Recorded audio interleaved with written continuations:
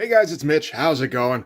Oh no, I must have run out of comics if we're landing on this one. No, no, not at all, really. I mean, I actually just got an order in, but I've had this one for a couple of years. I mean, it was bound to show up eventually on the schedule. We're gonna take a look at Troll number one today, because I mean, it happened. Nobody asked for it, but it happened. This is a December of 1993 book. Rob's been advertising this heavily for months before this. This is in the back of like every extreme comic book that's been coming out for a little while. And I mean, like, for what? Like, Rob had he had a joke idea for a Wolverine ripoff character. I mean, like, kinda. You know, he just kind of ripped off the hair and made him short and called him Troll. And it's like, hey, look at this joke character. Like, that seems like Rob's sense of humor at the time, in that it's kind of juvenile. But he came up with this thing, and I mean, he seemed convinced that he could. I mean, I don't know if this is just a case of Rob assuming that he can turn anything into gold. I think that must be the case. So, I mean, there's not exactly going to be a whole lot of lead up to this. This is a non-character that nobody ever gave a shit about. So we might as well just get into it. We can start with the cover, which is a wraparound cover. This is by Jeff Matsuda. He's the penciler on this. Jeff Matsuda was one of Rob's early proteges. I mean, as far as a wraparound cover goes, honestly, the design isn't too bad. And this is about as good as Jeff Matsuda can do at this time in terms of the finish.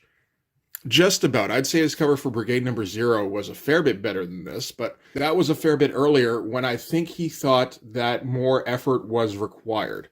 I feel like he's learned some lessons since then.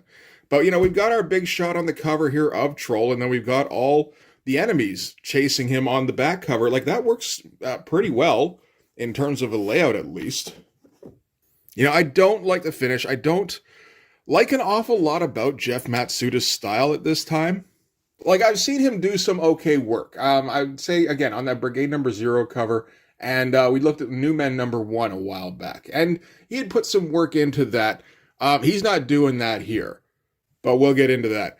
So, credits. This is going to be created, of course, we always got to list who the creator is. I don't think anybody was ever in doubt. And written by Rob Liefeld, pencils by Jeff Matsuda, inks by Jonathan Sabal and Marlo Alquiza. Jonathan Sabal's okay. He can get the job done, but I get the impression that he's fairly young and inexperienced at this time. And he doesn't really know how to bring out the best in much of anything. Marlo Alquiza is a bit of a different matter. We're not too far off from him doing finishes on Stephen Platt pages.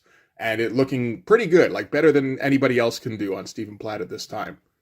And then, color, Gloria Vasquez in Extreme Color, letters, Kurt Hathaway naturally, editor, Eric Stevenson, who just went, you got it, Rob, whatever you want to do.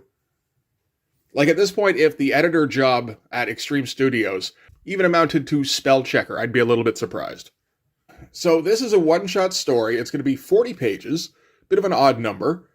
And this is introducing people to a character who's going to show up in Youngblood in a little while. Not, I want to say like late 1994 when Youngblood number 6 comes out.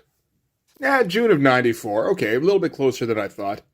And, I mean, this is thinking ahead a bit more than Rob would usually do. I mean, normally he'd just kind of drop a character in and go, here's your new favorite character. So he's actually trying to establish a little bit of groundwork before we even get there. This is early period Rob. I feel like Rob thought things out more before this. Maybe because it was like early days of his new venture and he wanted, he felt like he needed to impress people a little bit and prove to people that he wasn't just some flash in the pan kid who got lucky. Not too long from now, his standpoint would basically change to the opposite of that, where he felt like he'd proven it, and so he could let everything slide. But the story in this, it's a Rob Liefeld one-shot. You would assume airdrop on an installation somewhere, right? We're not going anywhere near that in this. What we are going to do is rip off Raiders of the Lost Ark. I don't know why. For some reason, Rob has decided that the Troll character is going to be a globe-trotting adventurer. And I mean, it's not like there's been anything recent in 1993 that came out that would kind of spur that on. We're still even 3 years out from the first Tomb Raider game coming out. So again, just putting a little bit of thought into what he wants to do. He's still ripping off something else wholesale. Like, for instance, we start out with Troll investigating in a mountain, and he comes across an orb.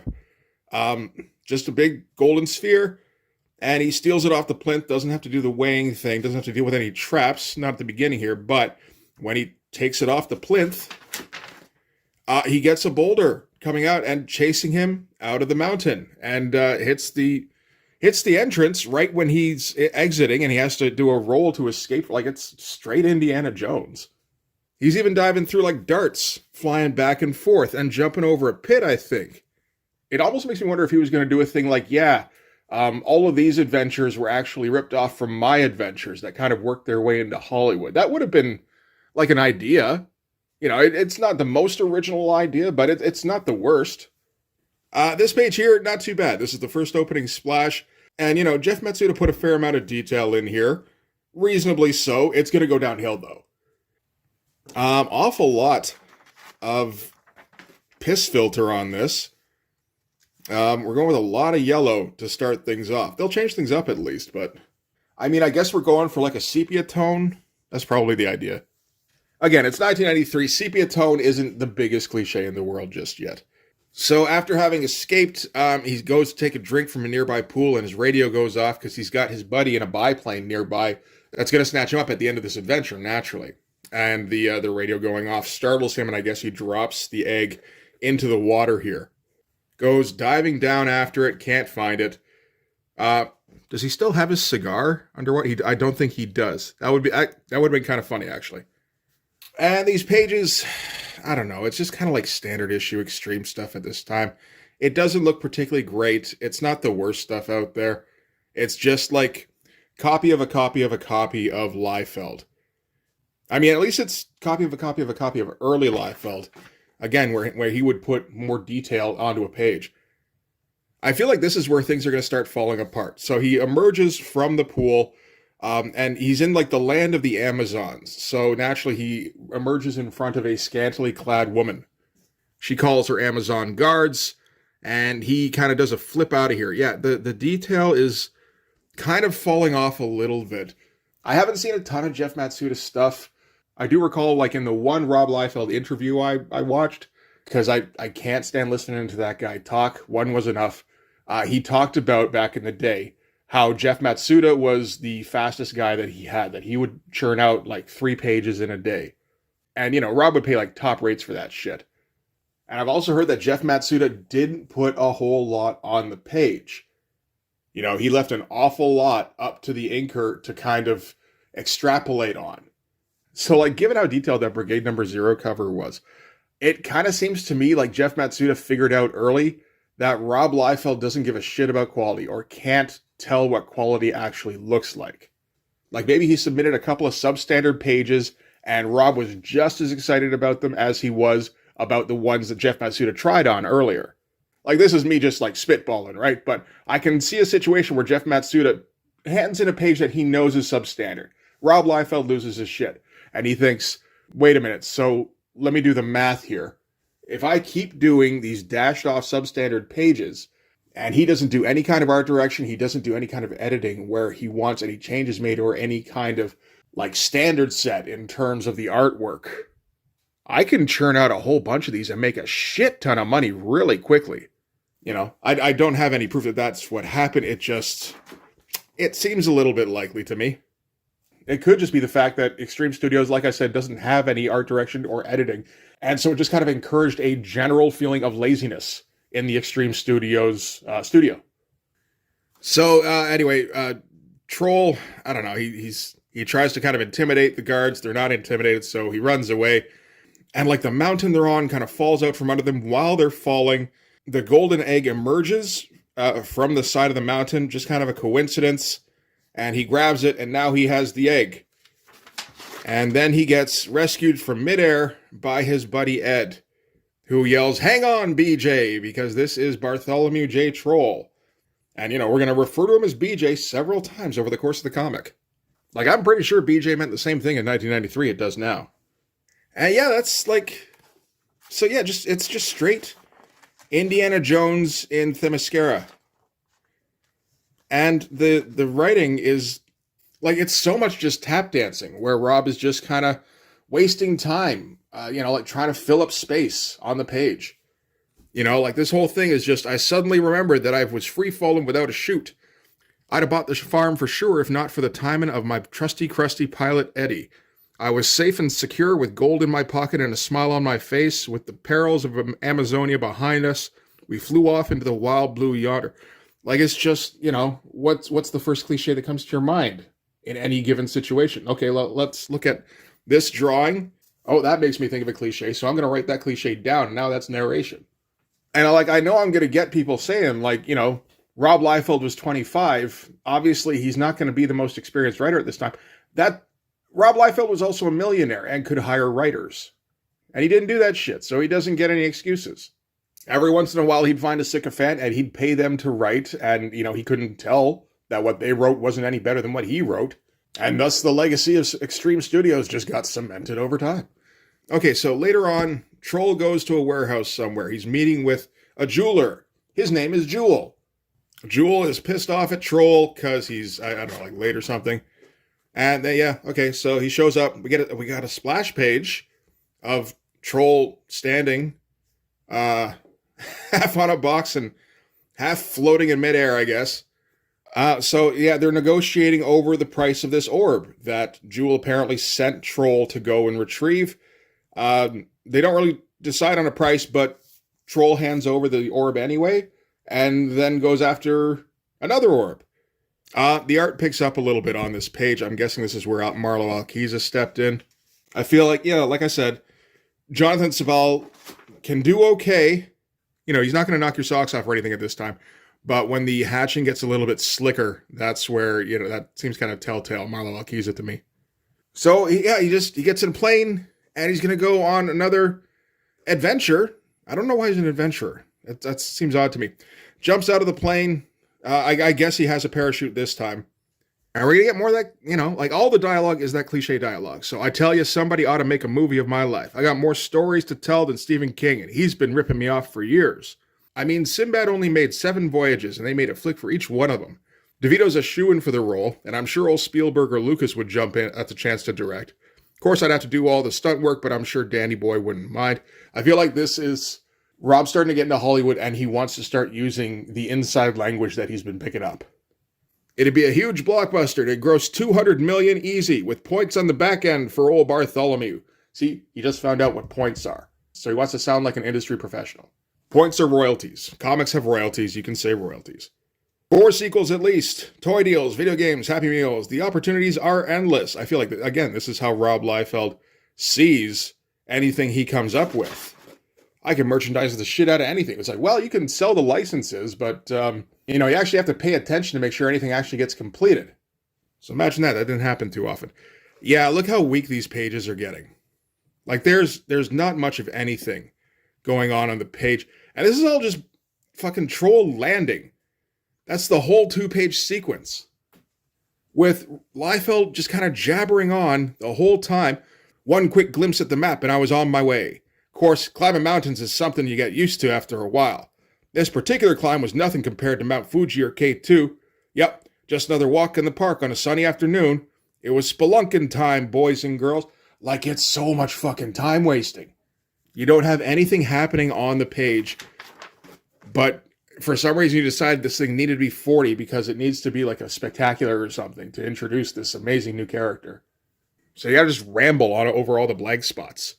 We get more traps in quotation. He's got to jump across these, the freestanding poles here. Oh, and more poles crash down on the ones that he jumps off of. And we're going to get this pose an awful lot. So, he jumps off the stump. And I mean, hey, that's a pretty cool drawing there where he finds like a cave that's shaped like a mouth. Walks inside. Oh, it's an Empire Strikes Back mouth. And it closes behind him. That's some pretty tight cross-hatching there. I don't know if that's Alquiza or not. And then, because he's small, he manages to find a hole out of there, I suppose. And he's got the second orb. So I guess that was the trial of that orb. Can you find your way out of a Skull Mountain's asshole? All right, and when he emerges, there's a chick here.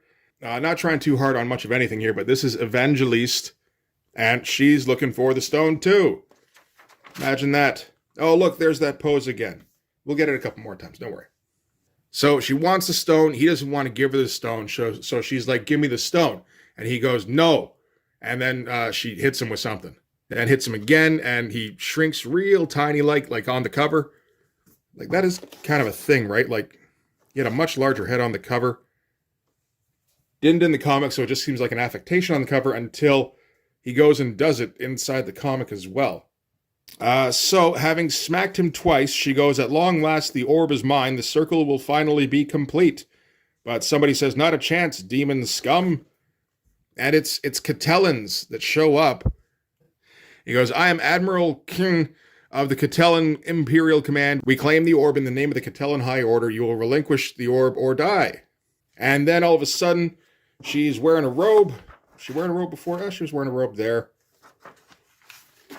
Oh yeah, okay, never mind. She's wearing the robe the whole time. I just didn't notice.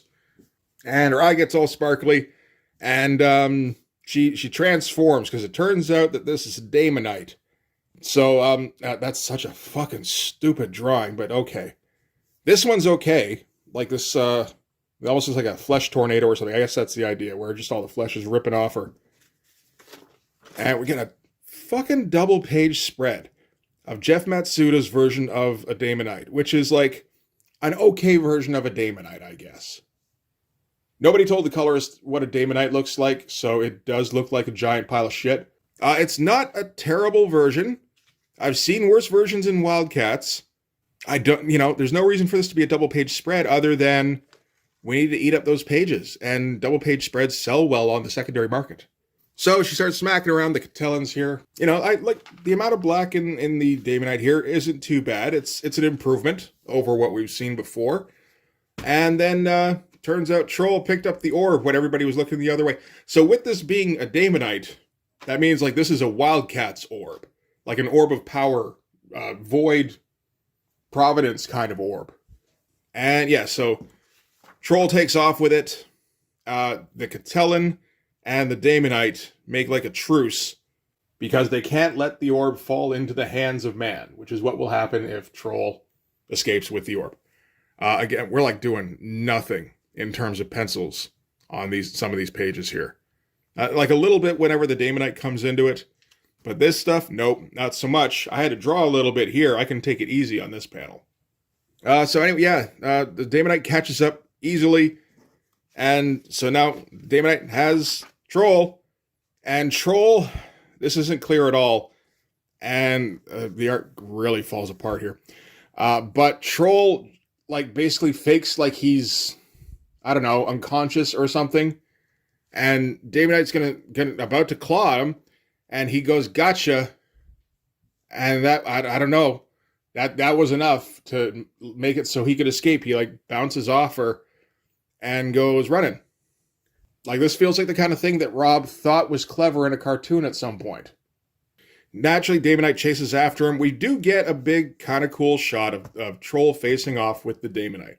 Like, this probably would have made for as decent a cover as the one we got.